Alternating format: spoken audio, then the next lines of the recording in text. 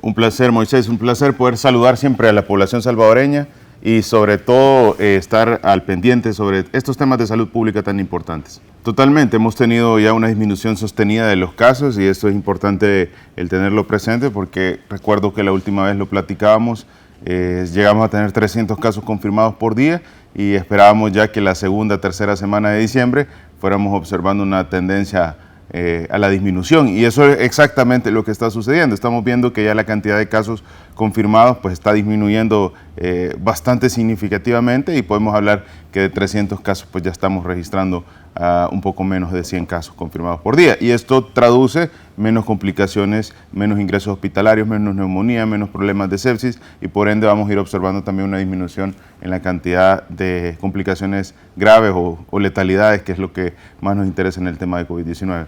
Vimos algo bien importante, y es que aquellas personas que tenían factores de riesgo, aquellas personas que pertenecían a grupos vulnerables, pues siempre cuando hay un incremento de este tipo de enfermedades respiratorias pueden verse afectados, y principalmente es más allá que la enfermedad como sí de una complicación grave, es la sumatoria de varias enfermedades disparado o detonado por la infección de COVID-19. Entonces esto es importante tenerlo en consideración porque pues en eso radica la esencia de la salud pública, disminuir al máximo la posibilidad que hayan detonantes o que hayan enfermedades que puedan, en conjunto con otros factores vulnerables, generar complicaciones graves en la población. Correcto, sí observamos un incremento de la letalidad y es normal. Lo hemos comentado en muchas ocasiones, si tenemos muchos casos de positividad de COVID-19, pues también hay mayor riesgo de que alguien que tiene enfermedades crónico-degenerativas o que alguien que no tiene una situación de salud favorable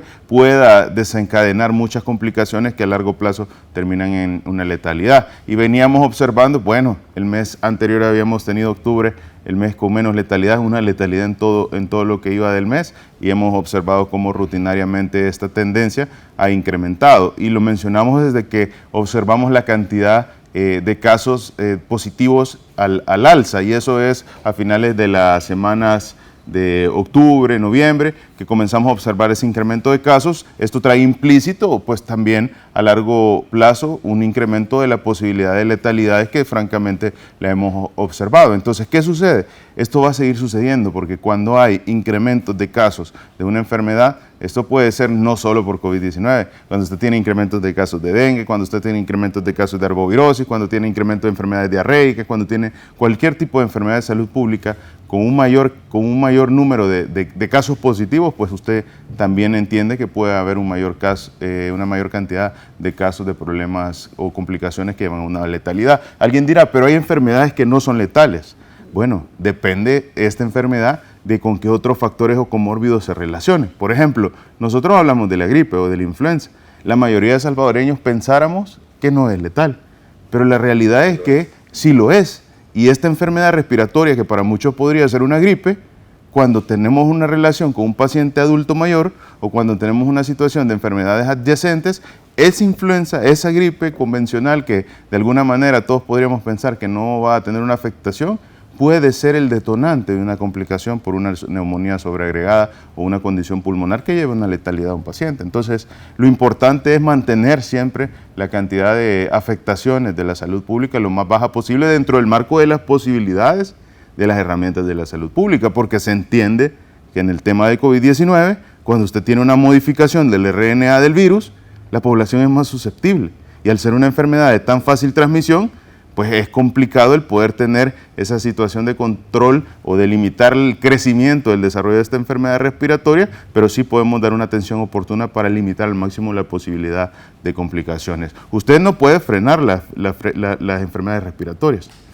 Pues es más, las enfermedades respiratorias es la principal causa de consulta en el sistema de salud porque es tan fácil de transmitir, pero sí podemos tener una respuesta rápida, una respuesta que vaya a ser integral y que con recomendaciones, con atenciones oportunas, con medicamentos oportunos podamos limitar las complicaciones que a largo plazo puedan tener. Es correcto, eso es lo primordial. Tenemos todo lo necesario para poder disminuir al máximo las complicaciones, pero primero parte de que llamemos al sistema de emergencias médicas, tengamos nuestra prueba de PCR y de esta manera poder iniciar rápidamente o oportunamente el tratamiento. Si usted tiene una sospecha o tiene un síntoma respiratorio, lo primero que hay que hacer es tomarse una prueba.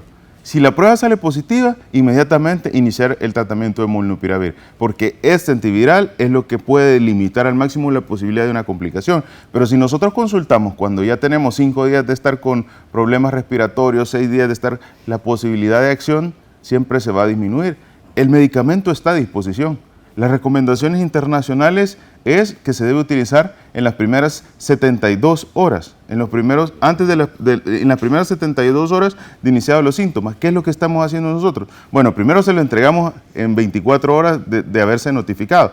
E independientemente de que sea o no las 72 horas de haber iniciado síntomas, nosotros se lo damos a toda la población que tenga una prueba de PCR positiva. Aquí no hay una dificultad en recibir un kit. Usted solo tiene que tener una prueba PCR o una de antígenos positiva y le entreguen independientemente tenga 5 o 10 días de haber iniciado el proceso de tos. Se le da. ¿Por qué? Porque creemos muy firmemente que este antiviral es la única opción que disminuye la replicación o que puede llegar a largo plazo a tener un mejor pronóstico para el paciente si se toma oportunamente. ¿Hay suficiente medicamento? Hay suficiente medicamento. En algún momento pues se generan siempre desinformación y de alguna manera que tratan de comentar, miren, no, lo que sucede es que a veces han sucedido, lo que pasa es que a veces suceden situaciones en las cuales la familia o el paciente pues no recibe su kit porque el paciente no está en la casa. Entonces, una situación difícil porque todos entendemos que un paciente con esta enfermedad debe estar guardando su aislamiento. Entonces, son factores que a cierto punto pueden llegar a generar esa molestia en ocasiones, pero que simplemente a través de una llamada telefónica, el sistema de emergencias médicas, el decir, mire, fíjese que no he recibido mi kit, y en la bitácora, porque todo esto está registrado digitalmente, nosotros sabemos por qué no recibió su kit. Si es que llegó el motorista, estuvo tocando, nadie le abrió la puerta, la dirección de alguna manera fue equivocada, son factores que pueden suceder en el día a día. Sí, esa es la tendencia, y si nosotros analizamos las últimas secuencias de elevaciones de casos, estamos observando que cada vez la curva incrementa con más celeridad y evidentemente cae en la mitad del tiempo de la curva anterior. Es bien interesante hacer ese análisis. Cuando ustedes pueden ver la gráfica del día a día de los casos, que en ocasiones pues ustedes lo tienen en las gráficas de la página oficial, ustedes están observando que cada ocasión la distancia entre gráfica y gráfica va a ser mucho menor. Estamos pendientes de hacer la sumatoria total porque de los casos de contagios de esta última ocasión, pero ustedes van a ir observando que se acorta el tiempo, la cantidad del contagio que hemos tenido. Eso quiere decir, llegamos a 300 bastante rápido o bastante acelerado, pero también así disminuye la cantidad. Y eso se marca, si nosotros lo englobáramos, hemos tenido en total unas 6 semanas desde que tuvimos la elevación de casos y la disminución de casos, que es un tiempo bastante corto en relación a lo que hemos observado anteriormente. Sí, la variante es Omicron y las subvariantes, en este caso, probablemente pueda corresponder a lo que la literatura internacional está mencionando. No lo tenemos confirmado, porque el proceso de recolección de muestras, ya lo hemos comentado anteriormente, es un poco complejo en el sentido no de realizar una secuenciación. Vea, gracias a Dios, quiero mencionarle, ya hay nuevas capacidades en el Instituto Nacional de la Salud del país. Recientemente, la semana anterior, hemos fortalecido para poder realizar más secuenciaciones de RNA, o sea, el estudio que mandamos a Panamá o a Costa Rica, ya se podía realizar, pero ahora hemos fortalecido más las capacidades del instituto para poder procesar muchas más pruebas. Eso es una muy buena noticia porque esto no nos sirve solo para COVID, nos sirve para un montón de enfermedades que puedan ser diagnosticadas o factores de riesgo de la población que requieran secuenciación. A veces la biología molecular es tan importante porque dependiendo de las capacidades de un laboratorio de biología molecular, nosotros podríamos saber si un paciente o una familia pueda tener ciertos factores de riesgo genético que puedan ser modificables o que hasta cierto punto puedan ser como predictores para poder abordar oportunamente ciertas enfermedades. Y eso se llama medicina de evidencia, medicina que va enfocada directamente a la enfermedad que el paciente pueda tener. Yo creo que eso es uno de los avances internacionales que está más importante. Ahora, ¿esto qué quiere decir? Las características que estamos observando, que bien lo mencionaba, subió rápidamente y también se desplomó rápidamente, son características que se han demostrado en una de las variantes nuevas, subvariantes nuevas de Omicron, que es BQ1 y BQ1.1. Esto es lo que se había avalado, por eso se decía de una gripe o de una enfermedad respiratoria o perro un acrónimo que se mencionó bastante alarmante, pero lo alarmante radicaba en la velocidad de incremento de casos, pero también se entiende que también hay una disminución bastante acelerada de la cantidad de casos. ¿Qué es lo importante que la población debe saber? Bueno, ya comenzó el descenso de casos.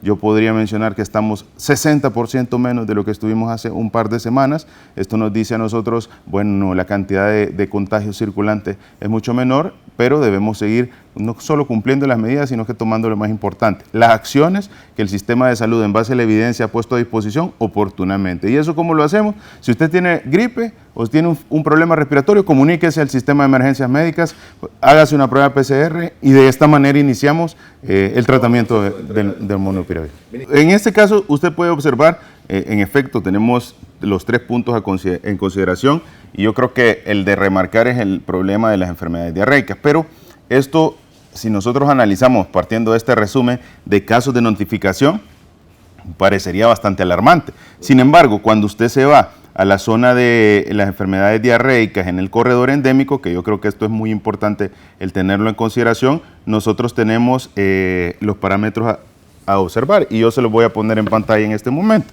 Si ustedes pueden observar, en esta pantalla nosotros tenemos pues básicamente la cantidad de enfermedades diarreicas, cómo vamos en la zona del corredor endémico y nos mantenemos en una zona de seguridad. No una zona de seguridad dentro del parámetro alto, ¿verdad? Una zona de seguridad que está en el borde entre la línea amarilla y la línea verde, que nos dice la cantidad de casos que se han observado en 10 años, que es lo que consolida el corredor endémico, nos dice estamos en una zona de seguridad. Sin embargo, evidentemente, con el comparativo básico de los números, se podría decir que hay un incremento. Y ese incremento en esta época del año pues, puede ser esperado. Ahora, yo le quiero decir algo y hay que agregar algo en consideración. Son puntos de la salud pública que pues también nosotros estamos analizando y tomando acciones continuamente. ¿Cuántas veces hemos observado a lo largo de los años, en estos 10 años que recolecta el corredor endémico la información, cuántos años hemos observado que la población tenga tanta afluencia en la época navideña o salga tanto a disfrutar en las diferentes zonas del territorio? Pues para mí es primera vez que veo la cantidad de salvadoreños que han estado en las zonas, en las áreas turísticas, en las zonas del Puerto de la Libertad, en las diferentes zonas costeras, la cantidad de afluencia que está llegando al centro histórico. Mire, la cantidad de afluencia que llega al Redondel Maferrer o al Redondel Salvador del Mundo, o la cantidad de gente que está en las actividades de Santa Tecla, en las festividades navideñas. Yo nunca había observado la cantidad de afluencia que estamos observando en estas festividades navideñas.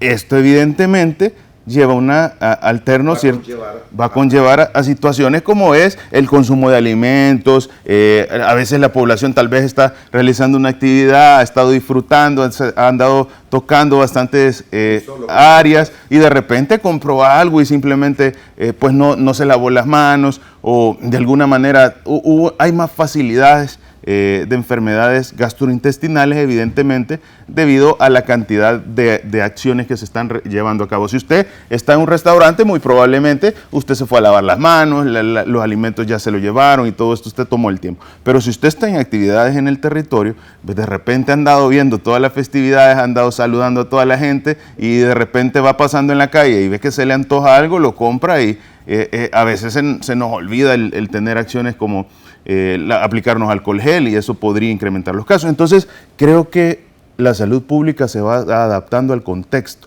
y qué alegría que los salvadoreños en este año han podido... Totalmente. Creo que es un grupo de situaciones bastante favorables. Hemos salido de una pandemia bastante bien. Ahora ya los salvadoreños tenemos una vida bastante cercana a la normalidad que experimentábamos antes, bueno, en relativa parte antes de la pandemia, pero a esto se le suma el tema de seguridad. Yo ayer pasaba en la zona acá de Merliot y mire, veía la cantidad de gente asistiendo a esta plaza que está enfrente de un supermercado aquí en la zona de Merliot y como donde está un Principito, creo yo. Entonces, y no solo eso, sino que la cantidad de afluencia y veía todos los vehículos estacionados de la población que llegaban aquí ya hasta el desvío por la calle que va a dar a la zona de redondel de los centros comerciales, Multiplaza y la Gran Vía, ¿cuándo usted había observado que la gente tuviera la confianza de dejar esos vehículos hasta ahí? Realmente se están sumando varios factores que pues nos dan a los salvadoreños una tranquilidad de poder realizar las actividades, y esto pues también conlleva ciertos factores que hay que contemplarlos en la salud pública. Fíjese que la evidencia ha demostrado que cuando llega una nueva variante, esta se vuelve predominante. Y esta característica en particular hace poco probable que haya una incidencia de otro tipo de variante. Sin embargo, siempre hay que tener en consideración que la mayor parte de la población sí pueda estar expuesta a esta variante que está en curso. Entonces, ¿qué quiere decir? Los incrementos de casos, evidentemente, cuando son tan acelerados como lo que hemos observado en las últimas semanas, no suelen ser porque la población tenga una facilidad o una actividad social o de alguna manera interacción bastante alta, sino que suele ser a responsabilidad de la aparición de un nuevo factor o de un nuevo código genético, una secuencia o un RNA genético diferente, lo cual evidentemente al no haberlo padecido la población, eso genera la cantidad de contagios que puede observarse. Ahora, ¿qué es lo que sucede? Nosotros estamos ahorita en un franco descenso, ¿verdad? Evidentemente el cambio en las temperaturas hace que haya mayor concentración dentro de sitios cerrados, y también el hecho de las actividades de fin de año pues hace esa facilidad que haya convivios en lugares cerrados. Entonces, ¿cuál es mi recomendación? Mi recomendación es que tengamos mucha prudencia con el aspecto de las personas que tienen enfermedades crónico-degenerativas o aquellas que son vulnerables. Si usted tiene un adulto mayor, ¿verdad?, y evidentemente va a ir visitarlo en las fiestas navideñas, pues lo lógico y lo prudente es que si hay algún integrante de la familia que está cursando una enfermedad respiratoria, se abstenga de ir al lugar, por lógica y por raciocinio, ¿verdad?, que es lo importante a tener en consideración. Sin embargo, la actividad de la población la puede hacer lo más cercano a la normalidad. La población debe experimentar no solo el integrar la vida, sino que también el integrar una época post-pandemia que cada vez va siendo más frecuente y que cada vez va siendo menos intenso, pero que cada vez debemos irlo normalizando al día a día de las actividades de los salvadoreños. Sí, esto tiene una razón bien importante, y usted lo mencionaba hace 5 semanas. Hace 5 semanas específicamente estamos en el inicio del incremento de casos elevados de COVID-19. Y acordémonos algo bien importante, y esto creo que la población pues, rápido me va a decir, tiene razón, ministro. Hace 5 meses nosotros veníamos de tener el mes con menos letalidades, de octubre, una letalidad. ¿Y qué es lo que sucedía específicamente con esto? Que la población también ya no tenía la afluencia de asistir a las PCR. Si usted se daba cuenta, exactamente en el mismo tiempo, hace 5 semanas, nosotros veíamos las cabinas de pruebas de PCR totalmente vacías, hacían 10, 15 pruebas, porque la población no llegaba. Entonces, ¿qué es lo que sucede con esto? Si nosotros no tenemos oportunamente un problema, una detección del agente causal de una enfermedad respiratoria, en este caso grave, pues como es el COVID-19, nosotros podemos tener incrementos de casos en su momento que puedan llegar a estar una condición grave de salud sin tener un diagnóstico. Porque el paciente se pone, desarrolla la enfermedad, inicia síntomas respiratorios graves, de repente consulta con una situación bastante severa de enfermedad respiratoria, pero no tenemos un diagnóstico per se de COVID-19. Tenemos una enfermedad respiratoria grave. ¿Por qué no tenemos el diagnóstico en ese momento? Probablemente porque el paciente no se había realizado una PCR. Entonces, no todos los pacientes pudieron tener esa oportunidad, ¿verdad?, de oportunamente llegar, sino que tuvieron un desarrollo de una neumonía que fue manejado como tal, como una neumonía que resolvió. Sin embargo, ¿cuántos de estos casos pudieron tratarse de una situación inicial de COVID-19? Entonces, hay una situación bastante compleja que hay que tener en consideración y que es parte de la situación epidemiológica que está sucediendo. Todo esto es lo que tenemos usualmente en el territorio. Yo quizás a esto agregaría, esto ha sido siempre, siempre ha sido así, no es algo que sea nuevo, sino que siempre hemos tenido esa consideración. Y si nosotros hacemos un par de memoria días atrás, hablamos de la tripledemia que se mencionaba en Estados Unidos. Vea que en El Salvador, pues nosotros aclaramos firmemente que no se tenía ese caso. Precisamente utilizamos esta gráfica que ustedes tenían en pantalla porque descartábamos una epidemia en virus sincitial respiratorio, ¿verdad?, que era uno de los principales a tener en consideración. Entonces, es importante el darnos cuenta que si hemos tenido elevaciones y descensos de casos en el tema de COVID-19, más sin embargo, en las enfermedades respiratorias que ustedes pueden observar, se les ha venido dando seguimiento, hemos mantenido entre el estándar que usualmente se ha observado a lo largo del periodo en 10 años anteriores. Y eso es la circulación de influencias H1N1, H3N2, principalmente H3N2, ¿verdad? También el virus sincitial respiratorio, adenovirus, que son como los virus más usuales, y las parainfluencias, que son dentro de los diferentes virus que observamos. El virus sincitial respiratorio se le presta mucha atención, pero más que todo en la población infantil, porque es la responsable de los cuadros de neumonía en la población infantil. Y a eso se le suma también la población de adulto mayor. Hay algo que mencionar, el virus sincitial respiratorio, es que fíjense que el virus sincitial respiratorio no hay un tratamiento como tal. El único tratamiento que ha demostrado tener una mediana acción es la ribavirina, que es un medicamento que sí se encuentra en el territorio, pero es un medicamento que, dependiendo de, digamos, la vulnerabilidad del paciente, se utiliza, porque el virus sincitial respiratorio no suele ser un virus que genere complicaciones, a menos que sea un paciente adulto mayor que tenga complicaciones agregadas como enfermedad pulmonar obstructiva crónica, que sea un enfisematoso, que sea un obstructivo crónico, una enfermedad pulmonar obstructiva crónica, que tenga una enfermedad pulmonar intersticial difusa, que haya cocinado miles de años o que haya cocinado muchos años con leña, entre otros, que sea un fumador crónico, que tenga diabetes no controlada, y los niños, pues evidentemente, como todos sabemos, la mayor parte de afectaciones se genera en aquellos en los cuales pues desarrollan la enfermedad y no reciben un tratamiento oportuno, o en aquellos que tienen factores de riesgo asociados como patologías congénitas cardíacas, que son dentro de los predisponentes a que tengan una complicación por neumonía. Mire, yo creo que los accidentes de tránsito son una epidemia en el mundo entero, y es que la mayor parte de los países batalla siempre con el tema de accidentes de tránsito. Está dentro de sus principales causas de traumatismos, y esto es importante tenerlo en consideración. Esto no es que sucede específicamente en El Salvador, ni que aquí esté en incremento, sino que esto es lo que se está viviendo en el mundo entero. Si usted analiza las lesiones de causa externa, ¿verdad?, las lesiones o los traumatismos que suceden en la población, la mayoría de ocasiones están entre los primeros 5 los accidentes de tránsito. ¿Y por qué lo menciono? Porque esto representa un costo alto para los sistemas de salud en el mundo entero, más en la situación de que particularmente conllevan fracturas complejas o quebraduras de los huesos que a largo plazo hacen que los tratamientos puedan ser prolongados en tiempo. Un paciente puede tener un accidente de tránsito y tener dentro de todos un politraumatizado, lesiones tanto abdominales, tanto cerebrales, como tanto de huesos largos.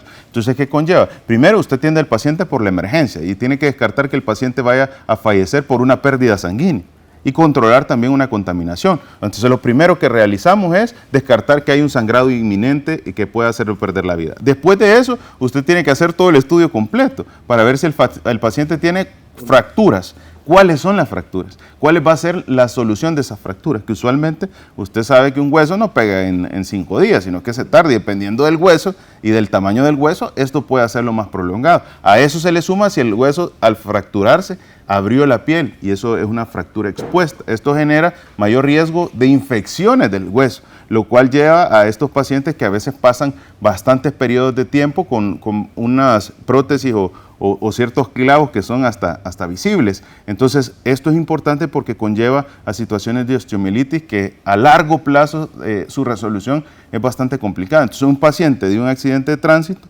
puede pasar de ser un paciente que se resuelva en una atención a ser un paciente que pueda tener 6, 7, 8, 9, un año de tratamiento relacionado a las consecuencias que tuvo este accidente de tránsito. Y los costos son bastante altos en el sistema de salud. Un paciente en promedio puede llegar a utilizar entre $10,000, $15,000, $20,000 por una atención de trauma, dependiendo de la gravedad, en una sola asistencia. Entonces es muy importante el tenerlo en consideración, pero más importante es tener presente que esta situación es a nivel mundial. Todos los países están experimentando. Incluso hay países que tienen carreteras mucho más amplias, como son países Norteamérica, Suramérica, que la gravedad de los accidentes todavía es mayor, porque la velocidad a la cual alcanzan estas carreteras pues es mucho más alta. Entonces es importante tenerlo en consideración porque representa un costo en la salud pública importante. Tenemos 40 casos en este momento, ¿verdad? 40 casos. Hemos visto cómo semana a semana siempre se reporta casos que van surgiendo. Es muy importante el mantener 3 situaciones. Uno de ellos es que ninguno de estas personas ha tenido una letalidad, eso es lo más importante.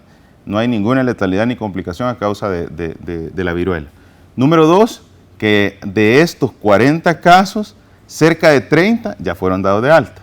Entonces, básicamente tenemos un promedio de 10 personas activas. Y tercero, y que no es menos importante, es que ninguno de los contagios se ha dado dentro del círculo familiar de la persona que ha desarrollado la enfermedad, lo cual demuestra que las acciones epidemiológicas y la vacuna están teniendo un resultado muy favorable. A lo largo del mundo ya son estamos llegando casi a los 100.000 casos de viruela símica confirmada. Todavía se siguen haciendo los análisis, a pesar de que no genera tantas letalidades como el COVID-19, no quiere decir que los estudios no se han seguido realizando porque no sabemos las consecuencias a largo plazo o otras situaciones que puedan relacionarse a esta enfermedad, y es por eso que los estudios siguen en paralelo para diagnosticar y para saber exactamente qué más complicaciones pueda tener esta enfermedad. 1.400 vacunas que son solo aplicadas a las poblaciones que están en contacto con esta persona. Por ejemplo, los familiares o el círculo cercano de la persona que ha desarrollado la enfermedad. Esto ha ido cambiando. Al principio se hablaba de que se iba a utilizar la vacuna para todas aquellas personas que estaban desarrollando la enfermedad. Después las indicaciones cambiaron a las personas que están conviviendo, a las personas que realizan las pruebas o los diagnósticos de viruela símica para poderlos proteger. Y internacionalmente ahora es muy usual que solo se reserve para las personas en contacto. Incluso la mayoría de países no lo pone ni para poblaciones vulnerables porque como es un tema un poco en particular difícil de poder designar quién es la población vulnerable, entonces realmente eso lo hace más complicado.